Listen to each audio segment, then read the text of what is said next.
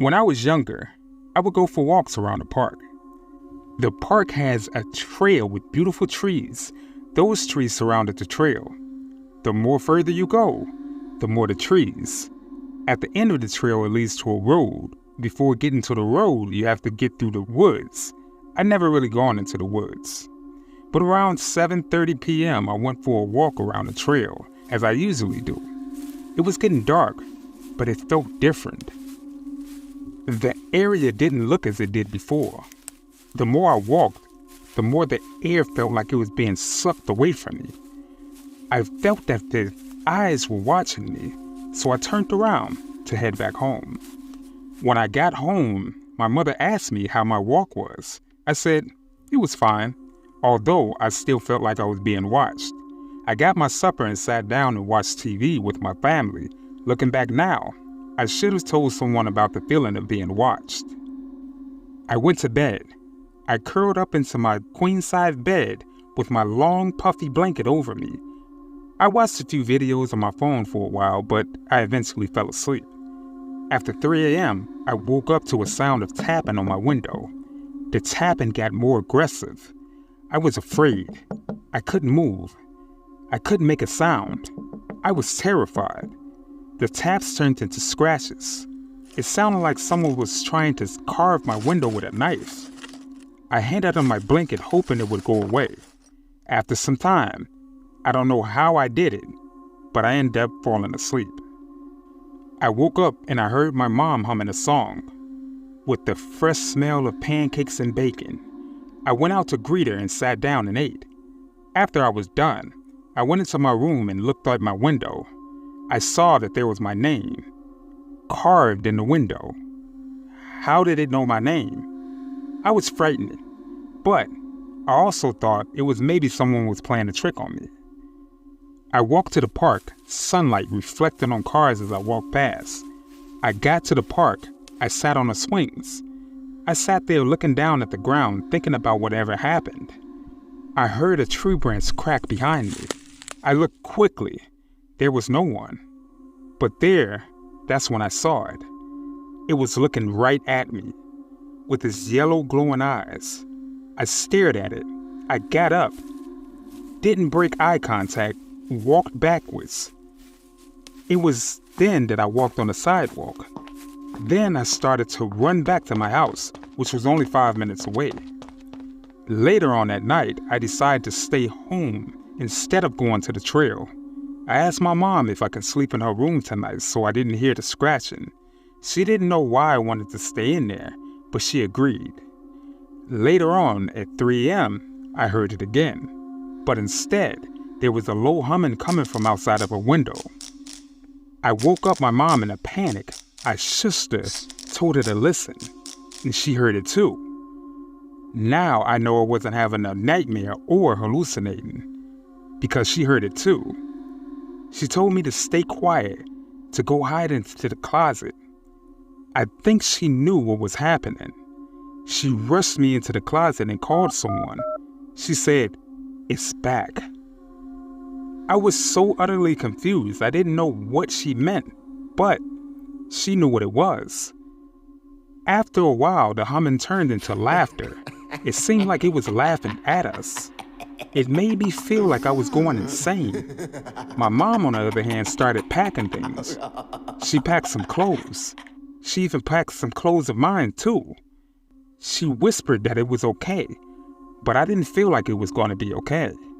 I was terrified, sitting with my knees up and my head buried into my knees, wishing that this nightmare would end. But it wasn't a nightmare. It was a dark reality, and I hated it. The thing started to drag its nails down the window, making a horrifying noise. Once it finished that, I think I'd heard it trying to push the window open. My mom opened the closet and said, "We have to go, now." I got up, and me and my mom ran trying to leave. As we were doing that, we heard glass shatter. My mom said, "I'll explain everything later. Hurry up to the car." We left the house and we went to a hotel a city away. We never went back to the house. I never knew who she called that night, though. My mom explained it to me. Every night, I used to go for walks with your father. We loved every moment of it. When we were moving out and found a beautiful house near a park, we thought it would be perfect to raise you here. One night, we went for a casual walk, laughing and talking. Then we saw that there was a trail near the park. We looked at each other and your father said, "We have to go on this trail." And I didn't refuse. We walked on this beautiful trail and kept doing it, not knowing that something was watching us, lurking around in dark spots, watching our every move. One night, it was rather quiet on the trail. We walked further, and the more we walked, the air tightened. We didn't pay much attention to it, which we should have, but it was too late. We saw it, standing in front of us. The bones were in place that they weren't meant to be. The fingers were long and twisted. The body looked mangled, and it was tall, so damn tall. So we ran out of there, and we never looked back. Every night for a week we heard noises around 3 a.m., and it ended at 4:30 a.m. It stopped after a while, and then that's when we had you. Your father went out for a business trip and never came back, but that's who I called, said my mom. I was so shocked and worried if I caused it to happen again. I went to sleep around 5 a.m. that night. I was so worried about if it would come back again.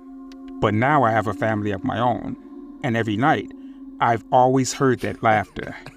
There was not one day where I haven't heard that sinister laughter.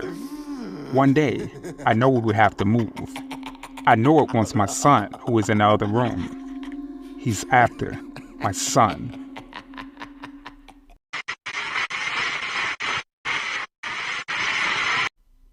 It was sudden. We got a call from a nearby city's police station. Our uncle, who was taking care of me and my sister while our parents were away, answered the phone. We were confused as to why our uncle was crying until we learned the news. Our parents were dead over 11 miles away from where they started hiking over 3 days ago. I was horrified. I felt as if my world just splintered into nothingness, and my sister just fell to the floor while I sat there, blank-faced, and warm tears running down my cheeks. The sheriff was obligated to ask us where we wanted the funeral and other questions. Thankfully, my uncle pulled himself together and scheduled his own brother and sister-in-law's funeral by himself. The weeks flew by. As the weekend was over, I was left in a well of grief, still processing all that had happened recently. Eventually, we got another call, telling us that there was another piece of evidence that they had found. We initially dismissed it until they told us that it belongs to our parents. As they told us, the more intrigued we got, until my uncle decided to drive us all down there. After all of us at least wanted to see their faces one more time, since mysteriously, the funeral was closed casket. Once we got there, we waited in the waiting room until a man guided us in. They said they hadn't reviewed the footage yet, and when they found it, it was covered in blood and still recording even though it was clearly damaged. Finally, we got to the room where they were ready to play the footage, and all of us took a seat before the man actually started the video. At first, it was just my parents walking. We fast-forwarded. More walking, some fishing, picking up sticks, and skipping rocks. I was simply happy to see my parents again, even if it was just a recording. We went to the next video. My parents were just walking, but they looked noticeably tired and anxious. Eventually, while they were resting, my mom broke the silence. "Did you hear any of that last night?" My father responded, "Yeah, it sounded so odd, like it was directly in my ear, but nearly a mile away at the same time." She gave him an agreeing nod. Eventually, they kept walking, not breaking the silence until they camped. "Do you think it will happen again?" my mother asked. My father responded, "It had to be just some animal. No creature will follow us that far just to make some noises and not do anything to us." "But what if they..." "Just trust me, honey. We'll leave tomorrow and we'll forget about any of this." My father tried to reassure her. It worked, and they went to bed. On the third day, though, something was off. My mother no longer had her bright energy accompanying her, and my father seemed to be suffering from sleep deprivation. It felt as though my parents were just husks of their former selves. And more ominous than that, there was a strange, faint background noise consistently playing for the first 3 hours. Then it just stopped. My parents looked around, seemed to sigh and become more relaxed. Then they stopped for a food break at a small creek. It seemed good until the noise started back up again, and louder than before. This caused notable dread in my parents, as the fear in their face was visible. They ran away, leaving all their food behind as the noise kept getting louder. Eventually, my mom tripped and her bone-chilling scream could be heard in the background as the noise seemed to stop with her. After 2 hours of non-stop running, my father ended up in our backyard. I heard him sobbing uncontrollably. He was a mess just by the audio. He started to get it back together and approach our house until the light around him seemed to wash away, like fresh paint in reaction to water. We sat there watching this overwhelming silence and darkness until it was broken by a faint sound. Then it got louder and louder until it felt like my eardrums were about to pop. My father appeared back into the woods, but he was not alone. As he turned, a part of the scream seemed to warp and glitch out. My father looked at it, and he started to scream as the thing approached him in a blink of an eye. My father seemed to be screaming as something was inserted in his mouth. Then it stopped when the snapping of his bones was heard. The GoPro fell onto the ground and it filmed my father floating over the glitching part of the screen. Then both of them just seemed to phase out of focus and into nothingness. I was in shock by what I saw, and so was everyone else in the room with me. My sister was pale, and my uncle looked completely petrified. Finally, the police escorted us out. The drive home was silent, and we all seemed to not dare to speak a word, because in the silence, we all heard it. The faint sound of the thing that killed my parents, slowly approaching.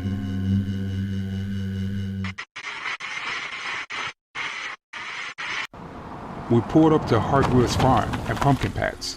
The decision between a full contact haunted house or a haunted corn maze was made easy for us when we heard of this place. During the day, the Hartwell farm and pumpkin patch is a picturesque farm filled with families on hay rides riding towards a giant field of pumpkins, kids getting their face painted, and nearly everyone stuffing their faces with fresh maple donuts and sipping warm cider. By night, to say that the ambience changed would be an understatement. Hartwell's farm and pumpkin patch is the host to Fright Farm, the state's only full-contact haunted corn maze. The solid reviews coupled with it combined in the two exact experiences we wanted to do, which made the 1 hour plus drive tolerable. We parked our car in the lot. We made sure we had our pre-printed tickets and exited the vehicle. "This is going to be the scariest night ever," Stephen belted practically in my ear. I told him, "I hope so. Otherwise, why the hell did we drive all the way up here?" We followed a path created by pumpkins lining the side of it. It was a busy night at the farm, being that this was the last Saturday before Halloween.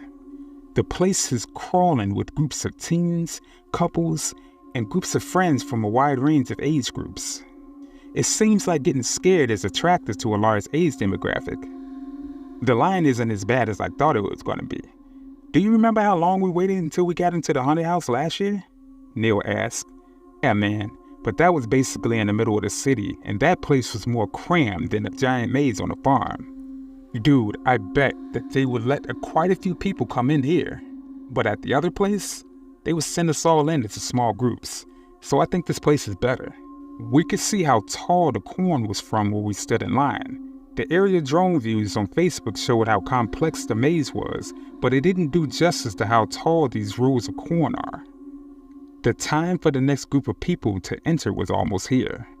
Right before the entrance, there was a man dressed as a shirtless medieval executioner blocking the way, and beside him, standing on the top of a bale of hay, was another one of the farm staff ready to review the rules with all of us. This one was decked out as a sexy Lindsay Broden. Sexy Lindsay Broden began to speak. "Hey guys, welcome to Fright Farm. We hope you have a good time, but before Brutus lets you come in here, we have to go over a few rules. First, along with your pre-purchase ticket, you should have filled out a waiver. If you did not already do so, that's okay. We have some printed for you. But it does mean that you have to wait to enter with the next group. Remember, this is a full contact scare attraction. Our actors are professionally trained, and they can and will touch you, but under no circumstances may you touch them back. Other than staff, no one is allowed to use flashlights, laser lights, or any form of illumination, including cell phones, within the maze.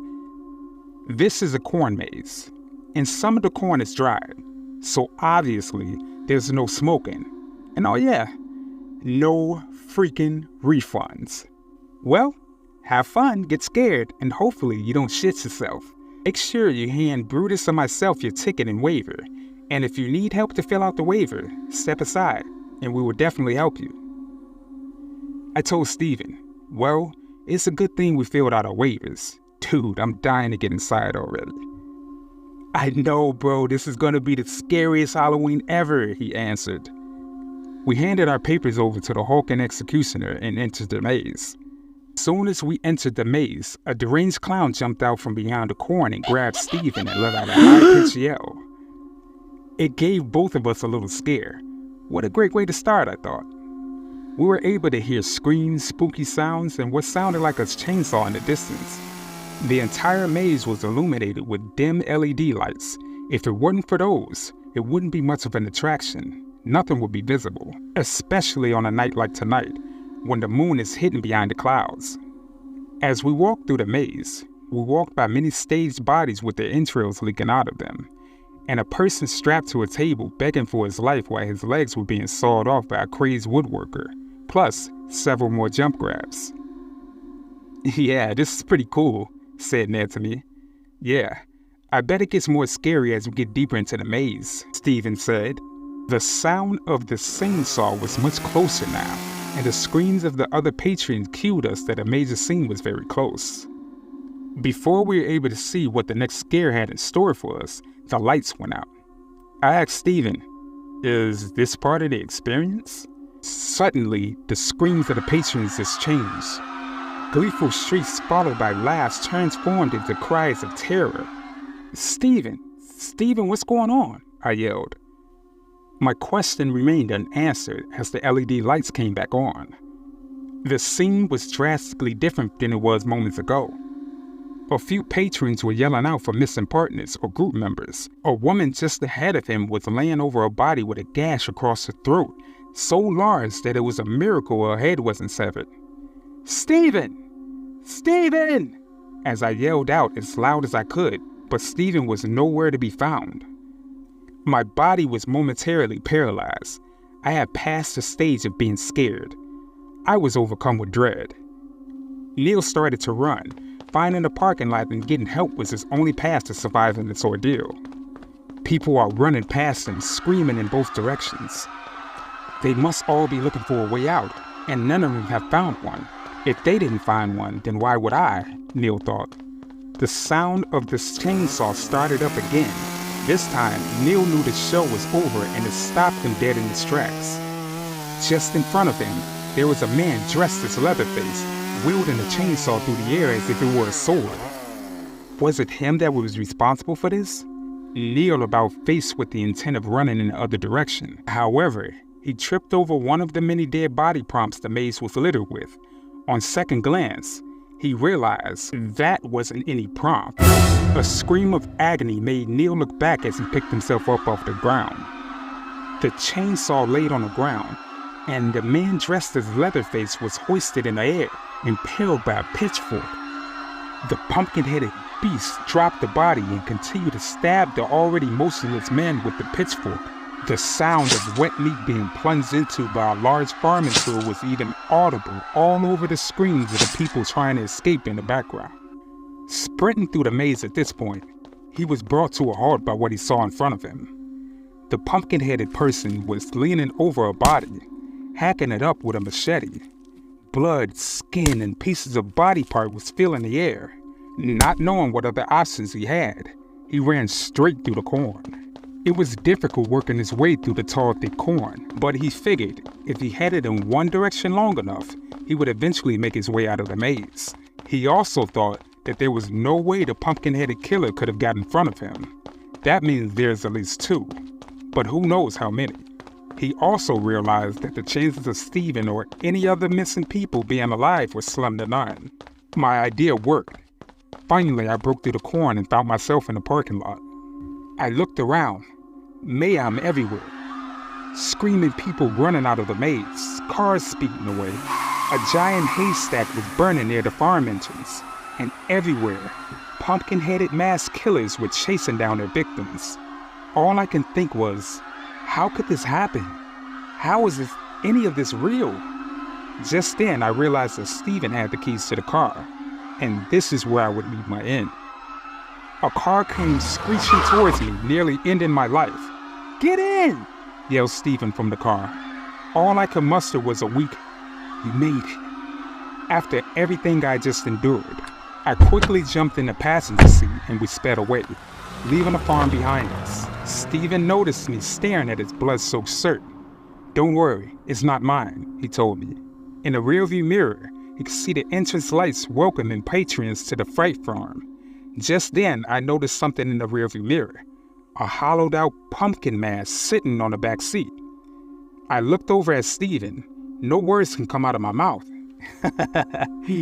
"I told you, this was going to be the scariest Halloween ever," Steven said cheerfully.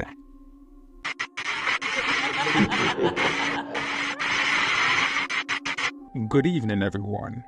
This is Yuri K, and this is the end of the video.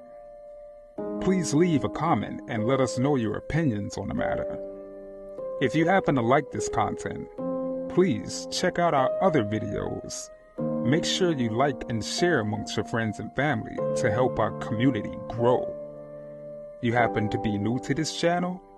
Please make sure you subscribe. It's free and you can always change it in the future.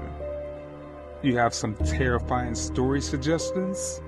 If so, make sure that you send it to my email, fearofthedarkstories@gmail.com, and I'll feature it in a future segment. But you guys stay safe out there, and remember to always be afraid of the dark.